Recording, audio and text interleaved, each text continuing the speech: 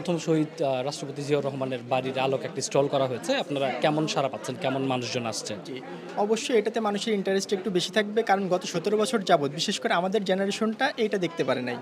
এমন দেখার সৌভাগ্য তাদের হয় নাই। এইবার প্রথম যে এই তার প্রতীক নেভায় যেটা বগুড়ার বাগবাড়ির আদলে এইবার হচ্ছে ওনার এই স্টলটা করা হয়েছে। তো এইখানে হচ্ছে অনেক মানুষ আসতেছে, বই দেখতেও আসতেছে, ছবি তুলতে মানুষ আসতেছে বেশি বিশেষ করে। কারণ হচ্ছে আমাদের জেনারেশনের মানুষজন এমন জানার আগ্রহ থেকে ওরা ছবি তুলতে পছন্দ করে বেশি।